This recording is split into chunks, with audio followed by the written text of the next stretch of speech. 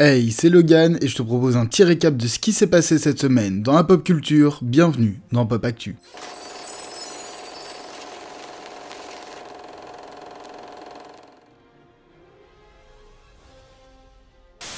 Dans le dernier Pop Actu, je vous résumais ce qui s'était passé avec les fuites de GTA 6. Vous en doutez bien, l'affaire ne s'est pas arrêtée là, alors voilà la suite des événements qui impliquent l'internaute T-Bot Hacker et les sociétés qu'il a hackées et donc impactées, Rockstar Games, Take-Two et Uber. Lundi, Rockstar Games ont publié un texte sur leur réseau pour parler de ces leaks et ceux-ci ont donc déclaré: on a récemment souffert d'une intrusion dans notre réseau où une personne non autorisée a illégalement accédé et téléchargé des informations confidentielles de nos systèmes, dont les images du développement du nouveau GTA. Pour l'instant, nous n'avons pas prévu d'interruption de nos services de jeux live, ni d'effets à long terme sur le développement de notre projet en cours. Nous sommes vraiment déçus d'avoir dû partager les détails de notre prochain jeu de cette façon. Notre travail sur le prochain GTA continuera comme prévu et nous restons engagés comme jamais pour vous donner une expérience à vous, nos joueurs, qui dépasse vos attentes. Nous vous tiendrons tous bientôt au courant et nous vous présenterons correctement ce nouveau jeu quand il sera prêt. Nous voulons remercier tout le monde pour votre soutien permanent à travers cette situation. Rockstar et Uber se sont associés après s'être fait hacker par la même personne afin de pouvoir la retrouver. Les deux entreprises sont en coordination avec le FBI et le département de la justice américaine. Mardi, selon les premiers éléments de l'enquête, ce serait le groupe de hackers Lapsus qui serait à l'origine du leak, mais tout cela ne serait l'opération que de l'un d'entre eux, âgé de 16 ans. Mercredi, suite au leak, de nombreuses personnes ont dit que le jeu était absolument horrible, et pour revenir en soutien à Rockstar, de nombreux studios ont décidé de montrer des images de leur jeu en alpha pour prouver à quel point ça ne représente pas le jeu final. Comme par exemple Naughty Dog qui a dévoilé l'alpha de The Last of Us, ou encore Sony avec celle de God of War. Vendredi, la police de Londres a tweeté qu'ils avaient arrêté jeudi un jeune homme de 17 ans suspecté d'hacking, c'était donc la personne suspectée du hack d'Uber et Rockstar. La société Rockstar a également fait des offres d'emploi afin d'agrandir leur équipe de sécurité numérique. Samedi, l'inspecteur détective Michael O'Sullivan de la police de Londres a voulu déclarer certaines choses sur l'enquête et a donc dit: la police de la ville de Londres a arrêté jeudi un jeune homme de 17 ans dans l'Oxfordshire soupçonné de piratage dans le cadre d'une enquête soutenue par la National Cyber Crime Unit de la National Crime Agency. Il a été inculpé dans le cadre de cette enquête et est toujours en garde à vue. L'adolescent a été inculpé de 2 chefs de non-respect des conditions de sa mise en liberté sous caution et de 2 chefs d'utilisation abusive d'un ordinateur. Il comparaîtra au Highbury Corner Youth Court le samedi 24 septembre 2022. Et c'est tout pour cette semaine déjà bien chargée au niveau de cette affaire, on en saura sûrement plus la semaine prochaine.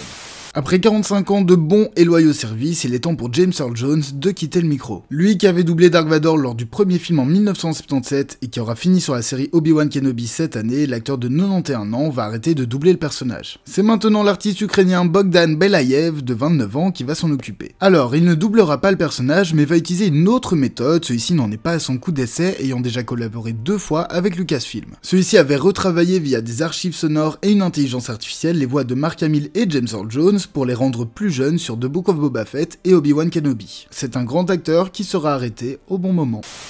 C'est officiel, c'est tout chaud, ça vient d'être annoncé, c'est au tour d'Iron Man d'avoir son propre jeu vidéo. C'est le studio EA Motive Studios qui s'occupera du développement, ils ont donc annoncé sur leur compte Twitter: c'est officiel, nous sommes ravis de collaborer avec Marvel Games sur un tout nouveau jeu action-aventure d'Iron Man. Bien que nous ne soyons qu'au début du processus de développement, c'est une nouvelle aventure excitante pour notre studio. Le studio qui a participé à Star Wars Battlefront 2 et Star Wars Squadrons prépare donc un jeu d'aventure en vue à la 3ème personne, comme on a pu avoir avec le jeu Spider-Man. En tout cas, on a hâte et on espère que le jeu sera à la hauteur de nos espérances et qu'on ne sera pas aussi déçu qu'avec Avengers. Depuis le début, le projet mené par The Rock a l'air d'être à l'écoute des fans, et ça s'est confirmé cette fois-ci. En effet, les équipes ont dévoilé ce jeudi une nouvelle bande-annonce et affiche du film Black Adam. Dans celle-ci, Amanda Waller dit que le monde est fait d'héros, de vilains, et qu'avant tout ça, il y avait Black Adam. Sauf que dans la bande-annonce, des images du Steppenwolf du film Justice League de 2017 ont été utilisées. Ce film étant totalement renié par les fans, beaucoup s'en sont plaints, et la bande-annonce a été supprimée avant d'être republiée par The Rock. Celui-ci a donc marqué corrigé, ne cachant pas leur erreur, et montrant bien qu'ils avaient écouté les fans. Dans la bande-annonce, nous pouvons également voir des images des films de Snyder, on pourrait donc espérer que le film nous fasse totalement revenir Ben Affleck et Henry Cavill dans le DCEU, mais n'espérons pas trop. Quoi qu'il en soit, ce que Dwayne Johnson appelle la relance de l'univers DC sortira chez nous le 19 octobre.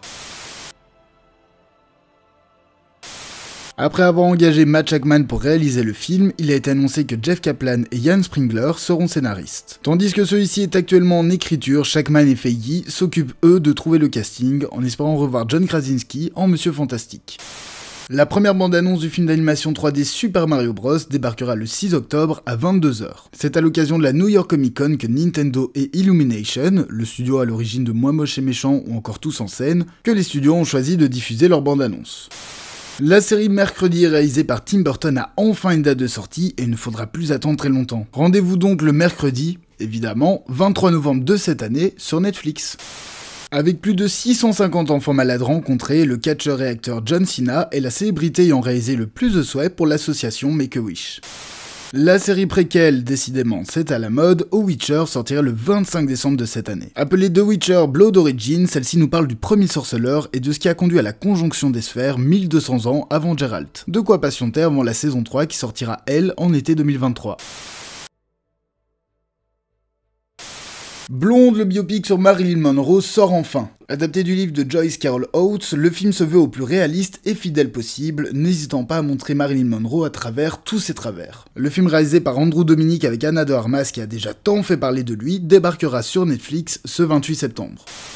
The Woman King, qui s'inspire de faits réels, suit l'histoire des Agoji, une tribu de guerrières qui gardaient le royaume de Dahomey au 19e siècle en Afrique de l'Ouest. Nous y suivrons la générale Naniska qui va devoir former des recrues face à une nouvelle menace. Le film mené par Viola Davis et réalisé par Gina Prince Bythewood sortira le 28 septembre en salle.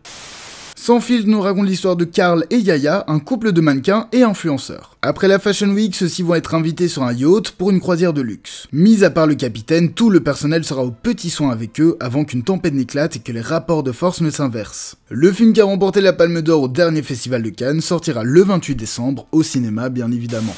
Et voilà, ce 8e épisode de Pop Actu est maintenant terminé, merci de l'avoir suivi jusqu'au bout. N'hésitez pas à vous abonner et partager la chaîne, c'est le plus grand soutien que vous puissiez lui apporter. En tout cas, un grand merci et je vous dis à la prochaine fois, passez une belle soirée.